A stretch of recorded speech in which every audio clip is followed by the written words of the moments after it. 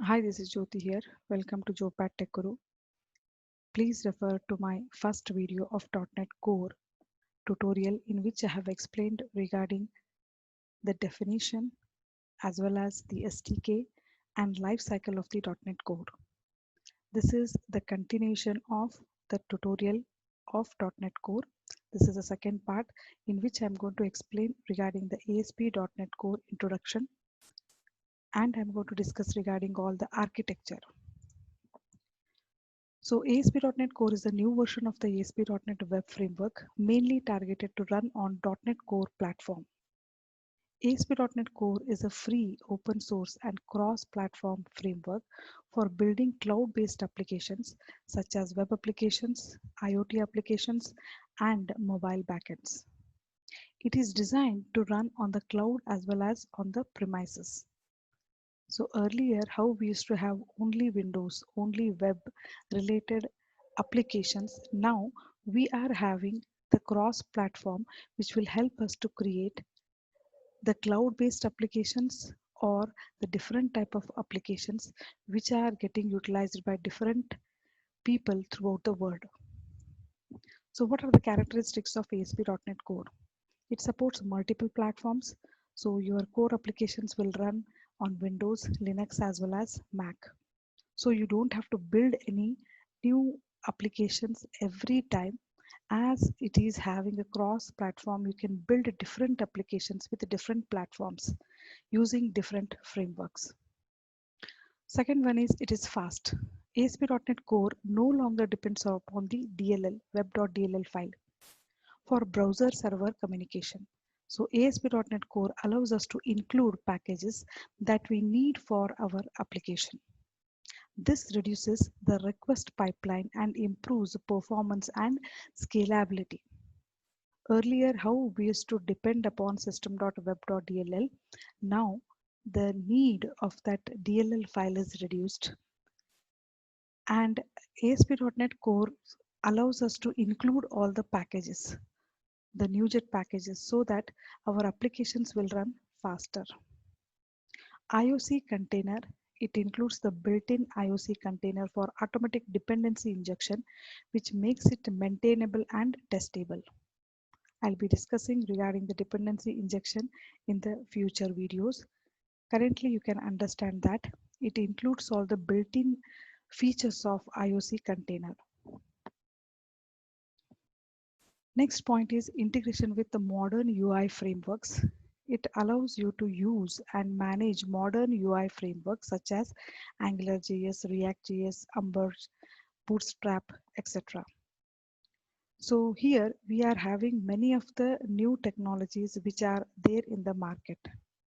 If the core is not supporting, then nobody would have used that. As core is integrating all the modern UI frameworks like Angular, React, etc., it is very helpful for the development aspect.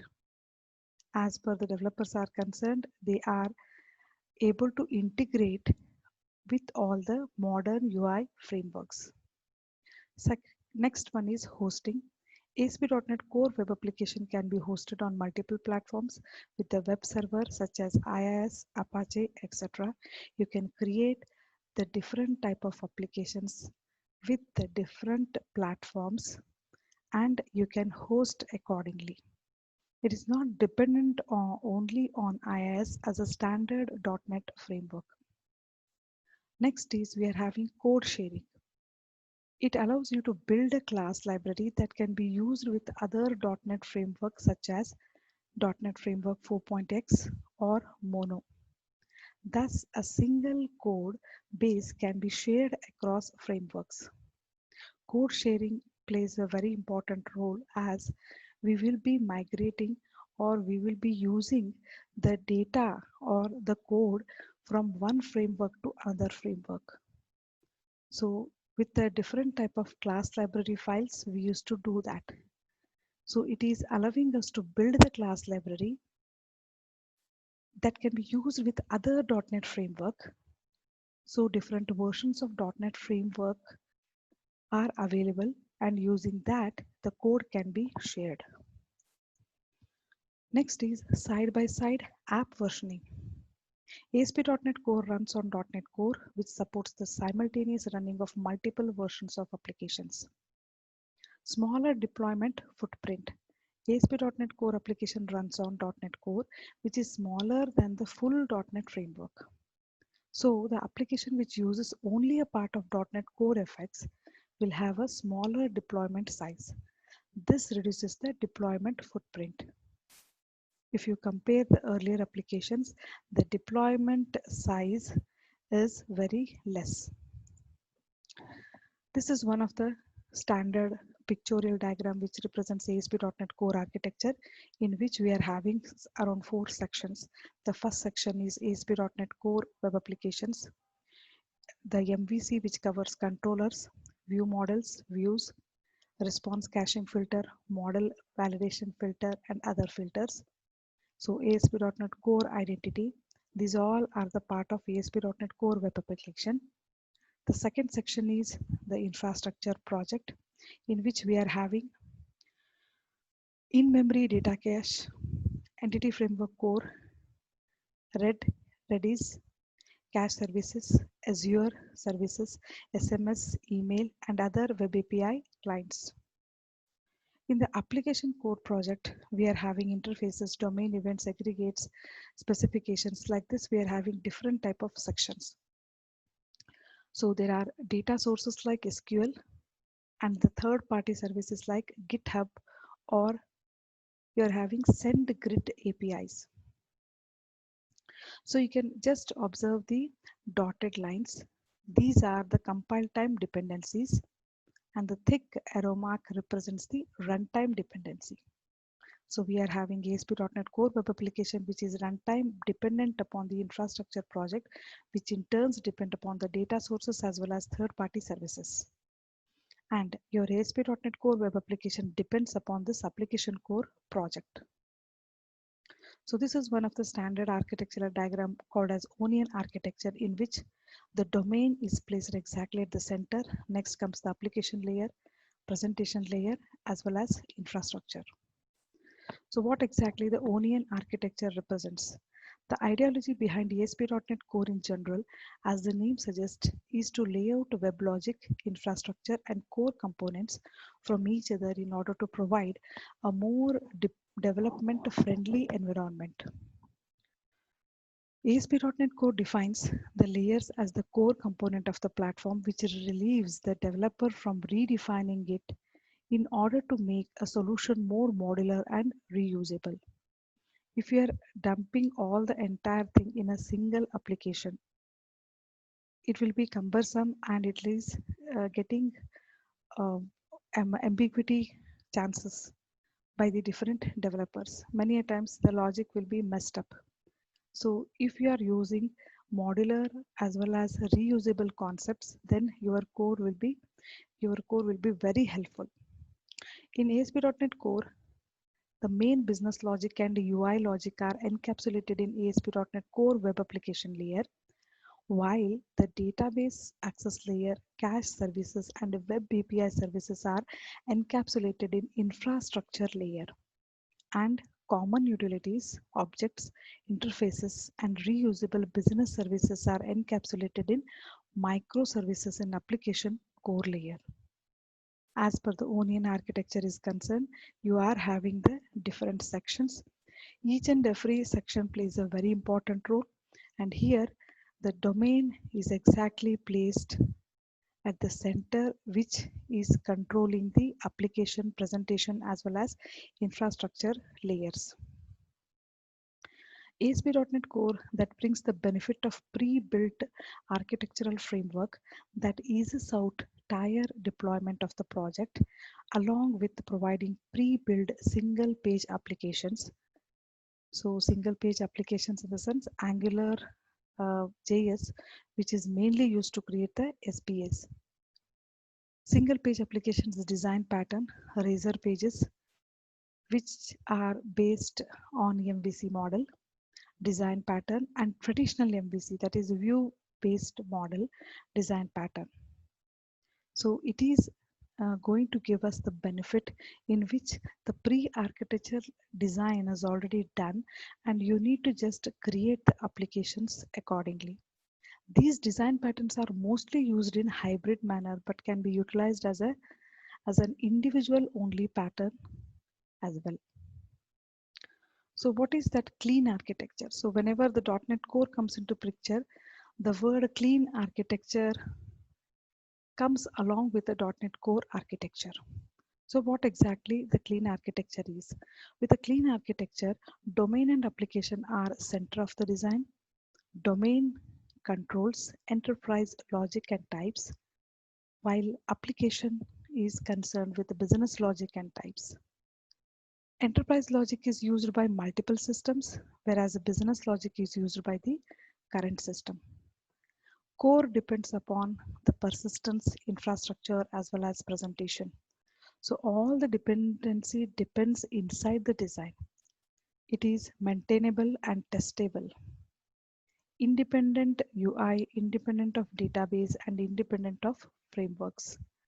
So platform wise, UI wise, or database, all are independently working. So whatever the external things are there, those are also independent. That's why we call that as a clean architecture. So what are the important points connected with the onion architecture or the clean architecture? Domain contains enterprise-wide logic and types. Application contains business logic and types. Infrastructure contains all external concerns. Presentation and infrastructure depend only on application. Infrastructure and presentation components can be replaced with minimal effort. So if you are having the different features connected with a clean architecture, that means while you are creating the application, everything is independently working and everything can be maintained very easily as well as tested very easily. So there is one more concept called as NuGet packages. Within the .NET Core, instead of DLL files, we are using the NuGet packages, as NuGet plays a very big role within the application. So .NET Standard is a formal specification of .NET APIs intended to be available on all .NET runtimes like Core, UWP, etc., and defines a uniform set of base class, libraries, APIs for all .NET platforms to implement independent of workload. It also enables developers to produce portable libraries that are usable across .NET runtimes. So you might be aware how to create the DLL files, how to create the portable libraries, which can be utilized within the application. If you don't know, I'll be dealing with all these things in a separate video. You can refer that. The Microsoft supported mechanism for sharing code is NuGet, which defines how packages for .NET are created, hosted, as well as consumed.